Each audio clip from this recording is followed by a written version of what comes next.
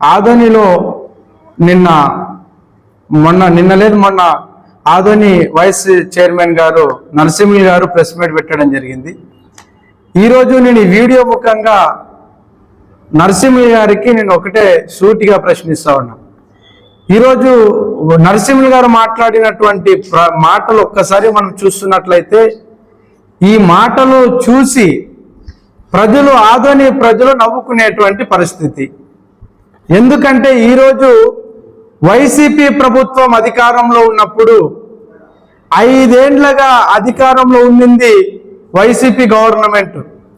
జగన్మోహన్ రెడ్డి గారు ముఖ్యమంత్రిగా ఉన్నారు. జగన్మోహన్ రెడ్డి గారు ముఖ్యమంత్రిగా ఉన్నప్పుడు మీ పార్టీ అధికారంలో ఉన్నప్పుడు మీరు చేసినటువంటి అభివృద్ధి ఏంటో సమాధానం చెప్పాల్సినటువంటి అవసరం కూడా నరసింహులు గారి పైన కూడా ఉంది. 5 ఏళ్లుగా రాష్ట్రాన్ని భ్రష్టు పట్టించి 5 ఏళ్లుగా రాష్ట్రాన్ని సర్వనాశనం చేసి 5 ఏళ్లుగా రాష్ట్రంలో ఉండేటువంటి ప్రజల యొక్క రక్తాన్ని పీడ్చినటువంటి దుర్మార్గమైనటువంటి పార్టీ వైఎస్ఆర్ కాంగ్రెస్ పార్టీ. మీరు అధికారంలో ఉన్నప్పుడు ప్రజలకు స్వేచ్ఛ లేకుండా పోయింది, రాష్ట్రంలో ప్రజానీకానికి స్వేచ్ఛ లేకుండా పోయింది. ఈరోజు మీరు మీడియా ముందు వచ్చి కూటమి ప్రభుత్వం పైన మాట్లాడుతూ ఉన్నారు. ఈరోజు నేను ప్రజల్ని ఆలోచన చేయమని అడుగుతా ఉన్నా.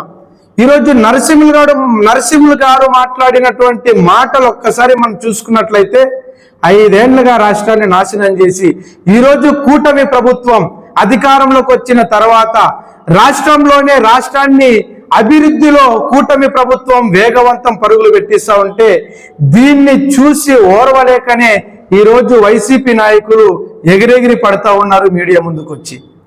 ఈరోజు నేను ఆదోని నియోజకవర్గ ప్రజల తరఫున కానీ మరి వైస్ చైర్మన్ నరసింహులు గారికి సూటిగా నేను ప్రశ్నిస్తా ఉన్నా. అయ్యా, మీరు వైస్ చైర్మన్గా ఉన్నారు కదా, మీ గవర్నమెంట్లో మీ ప్రభుత్వంలో మీరు చేసినటువంటి అభివృద్ధి అంటే ఒక్కసారి ప్రజలకు వివరించేటువంటి చిత్తశుద్ధి మీకుందా? ప్రజలకు వివరించండి. 5 ఏళ్లుగా మీ ప్రభుత్వంలో ఆదోని నియోజకవర్గంలో ఒక్క రోడ్డు వేయలేనటువంటి పాపాన పోలేదు. నియోజకవర్గ ప్రజలు మీకు ఎలా బుద్ధి చెప్పారో ప్రజలకు తెలుసు. మీరు చేసినటువంటి అక్రమాలు కానీ మీరు చేసినటువంటి దోపిడీ కానీ ప్రజల రక్తాన్ని పీల్చారు.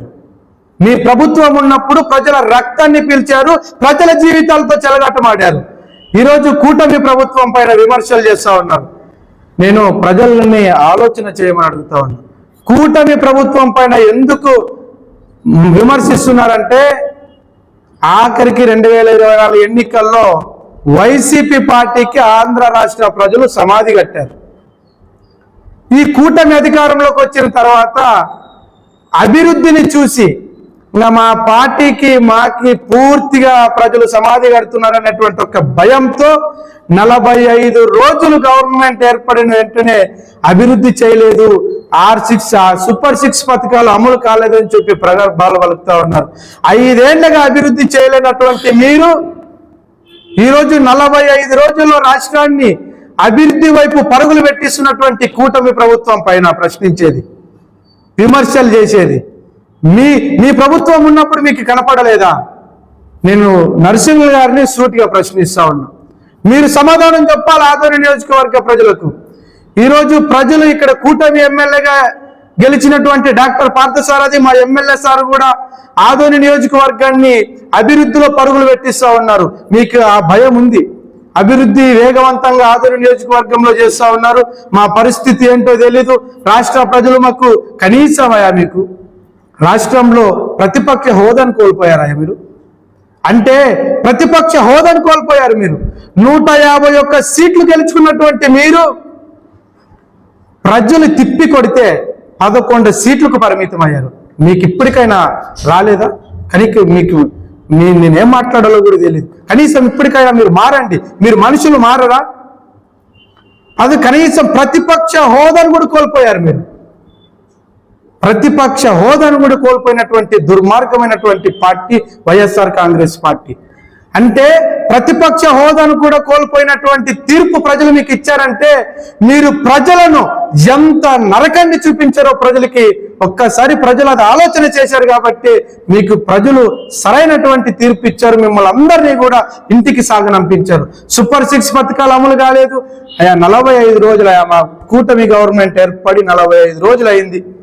మీరే చెప్పారు 45 రోజులు అయింది ఏర్పడి కూటమి గవర్నమెంట్ అని. 45 రోజుల్లోనే రాష్ట్రంలో ఉండేటువంటి పెట్టుబడులు కానీ నేను సూటిగా నరసింహన్ గారికి ఒకటి ప్రశ్నిస్తా ఉన్నాను. జగన్మోహన్ రెడ్డి గారు అధికారంలోకి వచ్చిన తర్వాత ఒక్క ప్రెస్ మీట్ పెట్టినటువంటి దాఖలాలు ఉన్నాయా? ఈరోజు కూటమి ప్రభుత్వం అధికారంలోకి రాగానే ముఖ్యమంత్రి గారు మా డిప్యూటీ సీఎం పవన్ కళ్యాణ్ గారు స్వయాన ప్రజల యొక్క సమస్యల్ని పరిష్కారం దిశగా అర్జీలను స్వీకరిస్తా ఉన్నారు. ప్రజల దగ్గరికి వెళ్తా ఉన్నారు. నాయకులంటే వారు చంద్రబాబు నాయుడు గారు కానీ మా పార్టీ మంత్రులు కానీ ఎమ్మెల్యేలు కానీ ఈరోజు ప్రజా సమస్యల దగ్గరికి వెళ్ళి ప్రజా సమస్యలు తెలుసుకుంటా ఉన్నారు. ప్రజా సమస్యల్ని పరిష్కారం దిశగా అడుగులు ముందుకు వేస్తా ఉన్నారు.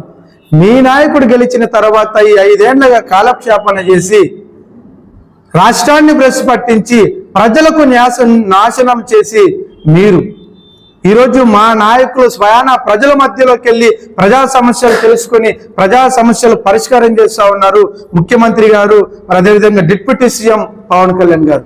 ఈరోజు అసెంబ్లీ గురించి మాట్లాడతాడు. పవిత్రమైనటువంటి అసెంబ్లీలో మాటలు చాలా అబద్ధాలు మాట్లాడుతున్నారు. అసెంబ్లీని భ్రష్టు పట్టించినటువంటి నాయకులు, గతంలో పనిచేసినటువంటి మంత్రులు, మీ ఎమ్మెల్యేలు. ఇది మర్చిపోవద్దు మీరు. నరసింహ గారు నేను ఒకటే చెప్తా ఉన్నా, మీకు ఒక్కసారి మీరు ఆలోచన చేయండి. రాష్ట్రంలో అసెంబ్లీని దుర్భాషలాడి భూత పదజాలంతో మాట్లాడి అసెంబ్లీ అనేటువంటి దేవాలయం లాంటి అసెంబ్లీని భ్రష్టు పట్టించిండేదే మీరయ్యా. అందుకొరకే మీకు ప్రజలు ఆ రకంగా తీర్పిచ్చారనేటువంటి విషయం మర్చిపోద్దు. నేను నరసింహ గారికి ఫైనల్గా నేను ఒక్కటే తెలియజేస్తా ఉన్నా, వైస్ చైర్మన్గా మీరు ఉన్నారు. మీ ఏరియాకి మీరు అభివృద్ధి చేశారా? మీ ప్రభుత్వంలో మీ ఏరియాలో రోడ్లు వేయలేకపోయారు. మీ వార్డులో డ్రైనేజీ ఏరలై పారుతా ఉంది. మీ ప్రభుత్వంలో అది మీకు కనపడలేదా? మీరు చూడలేదా? ఒక్కసారి ప్రజలను ఆలోచన చేయమని అడుగుతా ఉన్నా. అదేవిధంగా ఈరోజు చైర్మన్ గారు నేను నరసింహ గారికి ఒకటే తెలియజేస్తా ఉన్నా, అయ్యా ఇప్పుడు మీడియా ముందుకు వచ్చి కూటమి ప్రభుత్వం పైన అబద్ధపు మాటలు, ప్రజల్ని కల్లిబుల్లి మాటలు చెప్పేటువంటి ప్రయత్నాలు చేస్తూ ఉన్నారు కదా.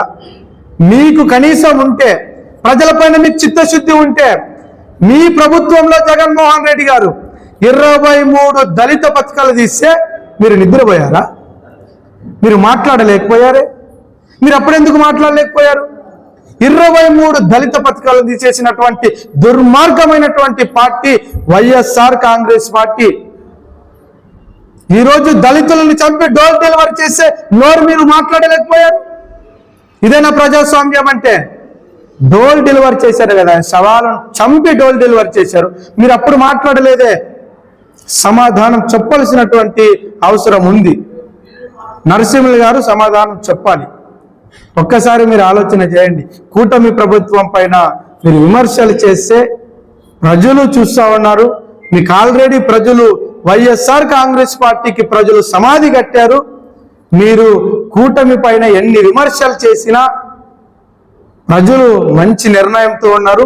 ప్రజలకి చేయాల్సినటువంటి సంక్షేమాన్ని ప్రజలకి కూటమి అందిస్తుంది. ఫైనల్గా ఆదోని నియోజకవర్గ ప్రజలు కూడా నేను ఒక్కటే తెలియజేస్తా ఉన్నాను.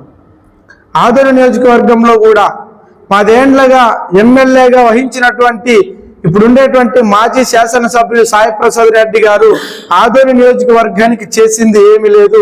వైసీపీ గవర్నమెంట్లో ఒక ఆదోని నియోజకవర్గంలో ఒక రోడ్డు వేయలేనటువంటి పాపాన పోలేదు. నేను ప్రజలకు కూడా ఒకటే విజ్ఞప్తి చేస్తా ఉన్నా, మా ఎమ్మెల్యే డాక్టర్ పార్థసారథి గారు కూడా ఆదోని నియోజకవర్గంలో అభివృద్ధిని వేగవంతంగా పరిగెత్తిస్తూ ఉన్నారు. అభివృద్ధిని ఖచ్చితంగా కూటమి ప్రభుత్వం ద్వారా ఇచ్చినటువంటి ప్రతి హామీని ఖచ్చితంగా నెరవేర్చే తీరుతాం అనేటువంటి విషయాన్ని ఆదోని నియోజకవర్గ ప్రజలకు తెలియజేస్తున్నాను. ఎవరికి ఎలాంటి సమస్య ఉన్నా ఆదోని జనసేన పార్టీ కార్యాలయం ఎప్పటికీ కూడా ఓపెన్ ఉంటుంది. ప్రజా సమస్యలు తెలుసుకోవటానికి ప్రతి ఒక్కరూ జనసేన పార్టీ కార్యాలయానికి వస్తే ఆదోని నియోజకవర్గ అభివృద్ధి లక్ష్యంగా, ఆదోని నియోజకవర్గ ప్రజల సమస్యల పరిష్కారమే దిశగా జనసేన పార్టీ కూటమి కూడా పనిచేస్తుంది. ఎన్నికల్లో ఇచ్చినటువంటి ప్రతి హామీని మా జనసేన పార్టీ ఇన్ఛార్జ్ మల్లప్పన్న గారి నాయకత్వంలో మరింత అభివృద్ధి చేయడానికి జనసేన పార్టీ కృషి చేస్తుంది. వైసీపీ నాయకులు చెప్పేటువంటి కల్లిబుల్లి మాటలు ఎవరు కూడా నమ్మద్దు అనేటువంటి విషయాన్ని ప్రజలకి అండదండలుగా జనసేన పార్టీ కూటమి ప్రభుత్వం ఉంటుంది అని చెప్పి కూడా ఈ సందర్భంగా తెలియజేస్తున్నాను. నా పేరు ఎం పులిరాజు, ఆదోని జనసేన పార్టీ మండల నాయకుడు.